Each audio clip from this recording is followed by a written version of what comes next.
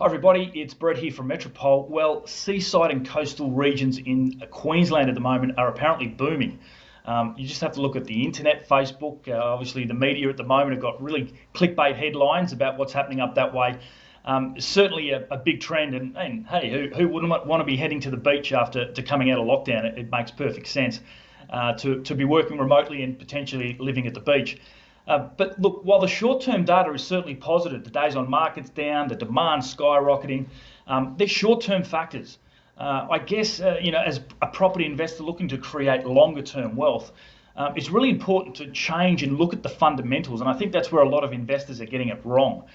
They're falling for the latest trad and the short-term data and the media headline, and it could be actually a false prophecy. If we dig a little deeper and understand some of the fundamentals, I think we'll see a difference of opinion here. The first thing I like to look at is the amount of employment in a region. There's not a huge amount of jobs being created here. Unfortunately, the economies in these markets are being driven primarily by tourism and retail and businesses, local business and things like that. And unfortunately, those jobs are really lacking at the moment. And I can't see that changing significantly enough to cater for a growing population. Sure, you may say that we can all work from home, but realistically, not a huge amount of people are going to be able to do that. So there's a really big question mark there at the moment. On from that, the next thing I like to look at is wages growth. And unfortunately, in these locations, people don't have the high incomes, the multiple streams of incomes.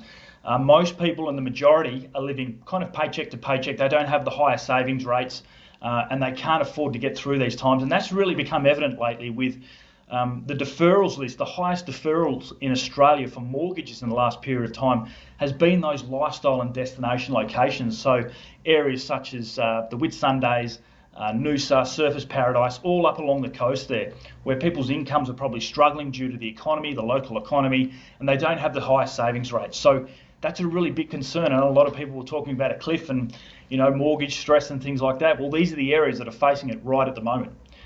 And last of all, the danger sign for me is that while there might be good demand in that area at the moment, there's also a huge amount of supply. These locations tend to have huge amount of estates still to be developed. There's new developments and sky-rise towers and things like that happening, particularly surfers, and now starting to be on the sunny coast. So the long-term fundamentals don't really add up for me on this occasion. I think some of the investors may get caught out here by really going for a fad or a hot spot, and then the tide will turn, which that short-term data often does. It's critical that you stick to long-term fundamentals to get long-term sustainable growth out of your portfolio. There's too many net-out costs to be buying and selling property on a regular basis. And why bother? Why fight the big trends? Hold your position in the market in a long-term sustainable growth environment. Thanks for watching.